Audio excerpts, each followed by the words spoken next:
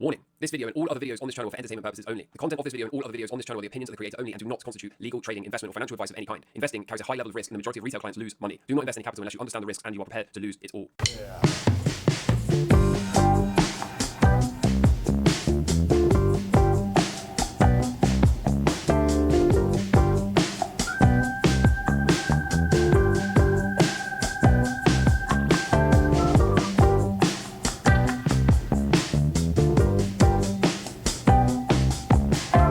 Alright, hello and welcome to Camel Finance. I'm your boy Camel, and as you can probably tell by the thumbnail, it might be pump time. So, okay, let's get into it. Before we do, actually, can you please hit subscribe? We're nearly at a significant milestone again, so please do that if you're not already. The next thing I wanted to show you, just as a matter of interest, is the price of a house versus Bitcoin. You can see in 2016, 288k approximately for a house, and that would have been 664 Bitcoin. By 2020, we're at about 330k for a house, and that equates to around 45 Bitcoin. In 2024, we sit at around 434,000 bucks for a house, which is only around 6.6 Bitcoin. It begs the question, doesn't it? By 2028, okay, are we going to be, I don't know, 550k perhaps for the property? And is that going to be, dare I say it, one or less than one Bitcoin per house? You let me know in the comments. I'd love to know what you think. This cycle has indeed been ETF cycle, and we're now seeing Thailand approve the first spot Bitcoin ETF, but Australia's first spot Bitcoin ETF is going to go live as of yesterday. Something a bunch of you ask me all the time is, Camel, when alt season? Well, according to this chart, it looks like it could be right around the corner, right? It looks like if indeed we can get a repeat of this, then what we might be about to see is a true full bore alt season.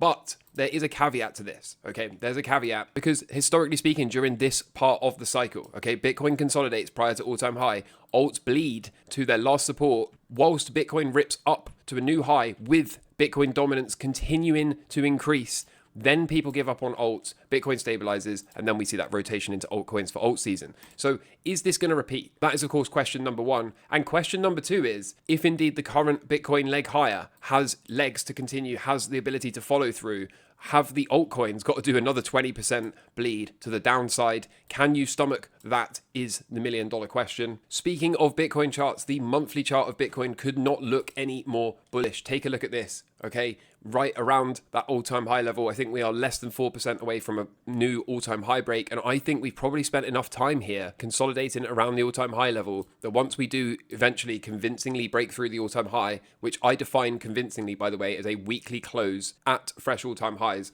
once we can see that, I think we spent enough time here building a base that we will enter price discovery. So was it a case of a fake it before you break it? It certainly seems that way at the moment. I am by no means holding my hands up and punching my fists in the air to say that's it, confirmed price discovery incoming, but it certainly looks encouraging for now at least. And I was also showing this in the prior few videos and saying, remember, if we did something like this, which was the only missing component here, then we would be able to look back at this moment in time and say, with hindsight, that was pretty obvious. And thus, I said, until such time as we see a rollover, it's probably best to remain cautiously optimistic here. I am still cautiously optimistic up until we start to really fire off through to new all-time highs. But for now, encouraging signs at least. The MVRV also supports significantly higher prices. You can see down here, probably looking for something like this to coincide with something like this. Happy days for Bitcoin, long and strong. And thank you to everyone that brought this to my attention. Quite a few of you tagged me in this. It's a new metric that we could potentially use, and it is crypto YouTube daily views. At the moment, the crypto YouTube channels are getting around 800k views per day. But back in 2021, it was 4 million views a day. Okay, so retail is not here. As you know, I've been making the argument that perhaps retail isn't coming back in anywhere near the size that it did once upon a time, largely because I think they're pretty broke. However, there is some data that contradicts that, in that the more broke people are, the more they tend to gamble and speculate, the more you see lottery tickets go up in purchase quantities, and the more you see things like sports betting increase as well. So does that mean they are indeed going to come back and ape your meme coins? We're going to find out. We're going to find out. But for now, at least, it speaks to not looking anything like prior tops. So where is the liquidity going to come from, right? Where is it going to come from? Well, the answer might be twofold. Number one, Treasury buybacks from Janet Yellen continue this week with around 2 billion liquidity support. these treasury buybacks are scheduled for every week over the next 2 months. And the last time the treasury did these buybacks was in April 2002 in the midst of the dot-com bust. So is Yellen concerned? Are they trying to prop this thing up? Are they trying to counteract the selling of the treasuries by Japan and China? At least in the short term, this will provide some liquidity to the markets. And if that doesn't work, then maybe what we're about to see is the M2 money supply start to tick up. Maybe that is going to coincide with Fed balance sheet expansion as they are forced to bail out all of these banks that are insolvent. The FDIC is going to need funding because it does not have the money to cover these banks. And of course, all of this, should it occur, will indeed provide the fuel for that final leg higher and the blow off top. So I suppose the big question at the moment is this what we're about to do for Bitcoin? Are we about to actually set a third and final angle? Is it finally that time? Is something like this coming? Again, as I said earlier, I don't want to get too ahead of ourselves here, okay? Because for me, until we convincingly break above all-time high, and like I said before, for me, convincingly is defined as a weekly close, a good weekly close above that prior all-time high level. Until we can see that, then I don't want to go championing this idea just yet. But for anyone that's been following my channel for any length of time at all, you will know that this cycle, contrary to popular belief, and I know that the herd has changed the narrative because, remember, right, at the lows, the herd is always wrong, right? Being contrarian there is absolutely the correct call. There's always a period in the middle where the herd can be right together for a while. And the simple reason is, okay, it doesn't take a genius to see Bitcoin make an all-time high before the halving and then go, you know what, this cycle might be a bit different, right? You know what, this cycle might be ahead of schedule. Maybe that thing people throw around called the left translated cycle, maybe there's some merit to that. So the herd can be right for a little while. Of course, the herd will be completely wrong if this thing is to play out again. Once we get into this neighborhood, everyone will be screaming $1 million super cycle, all of this other stuff, right? Up only forever, no more bear markets, no more cycles. You know the deal. But for now, at least, assuming this thing does continue to play, then this will look exactly like a left translated cycle top, okay? Particularly if this is against a backdrop of the S&P 500 having its blow off top, okay? Perhaps something like this. Notice how the pullbacks are getting shallower and shallower. Every time we get a pullback, we see retail, we see the news, we see every man and his dog start to champion the top, right? This is how you know this rally has legs left. This is how you know this thing is probably going higher, okay? The reason being, the majority of market participants were too bearish down at the lows. Again, it was the right thing to be contrarian here because everyone was 100% sure and 100% convicted that we had another 50% to go down from there. That led this to become the most hated, the most doubted, the most angriest, most shorted rally of all time because it didn't make sense to anyone. Everyone was 100% sure we had to go way lower, and thus they've missed out on this entire move. So now we're at the point where they were trying to call double tops, right? They became the double top gang here and here. They're going to keep doing it until eventually they realize, oh dear, I've completely messed up. I've let one of the fastest, angriest rallies get away from me, and they're going to have to do the opposite to panic selling. They're going to have to force themselves in here, panic buy this thing to try and chase this thing higher. That is exactly what that third and final angle and blow off tops are made of. And as ever, we have to take it one day at a time. But if all of this starts to unfold with Bitcoin doing Bitcoin things, right, with Bitcoin starting to look like this, then if not the top, if not a left translated cycle top, that will likely be a major top. And we will probably see, in the best case scenario, some kind of double pump. I don't want to have to deal with a double pump, as I've said a million times. I don't want to have to deal with a left translated cycle. But if I said to you, draw me a textbook left translated cycle, 4-year cycle, right? This is what you draw.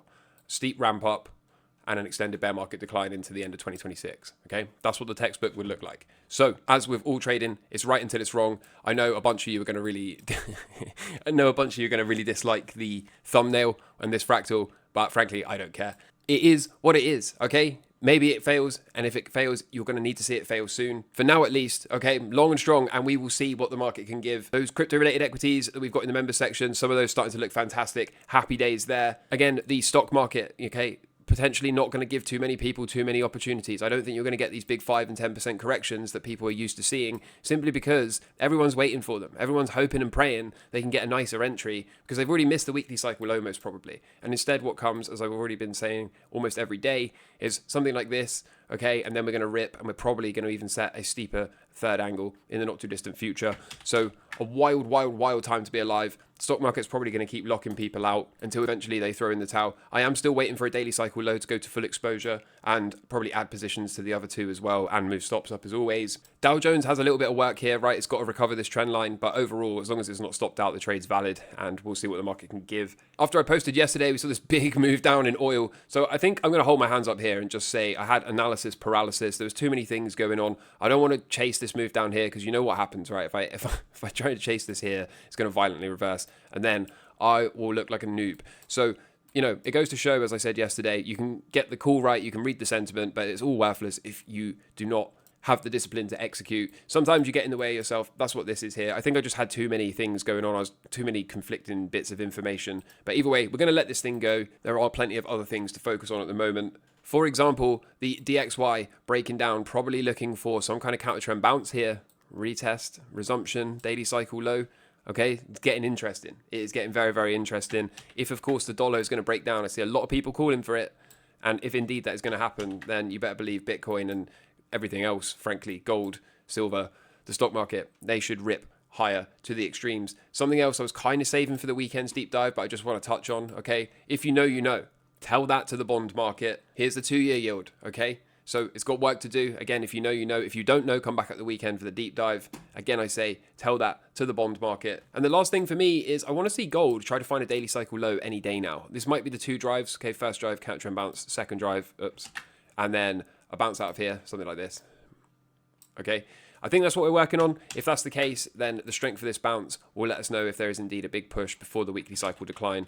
And some kind of lackluster and a rollover here would be me cutting the trade on a cycle failure, locking in the profit, including in the member sections, and looking to reallocate at a nice weekly cycle low bounce. I was hoping that what we would see, if I flip this onto log so the fractal works for gold, is something like this. I was hoping we could probably get one final push. I was looking to get out of all the gold related trades somewhere in this neighborhood and then look for a reallocation at the lows. That might be wishful thinking, but it also kind of aligns nicely with a big push into a blow off top, followed by some kind of big bust, something breaking, you know the deal, right? Left translated cycle, all markets tending to one in crashes.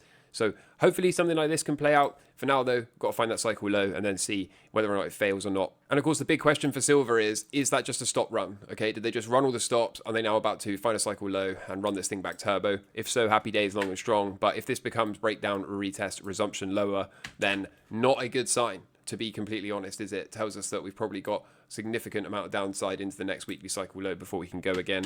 End of June, perhaps mid-July at the latest, somewhere in that neighborhood. So, as far as I can tell, happy days, long and strong, see what the market can give, continuing to stay on the right side of the trade, continuing to call the trades out, have my public invalidation levels as always, continuing to hold my hands up when I mess things up, continuing to be unapologetically camel, and in the meantime, I hope you're doing well in life. Take care from me, all the best, cheers, bye.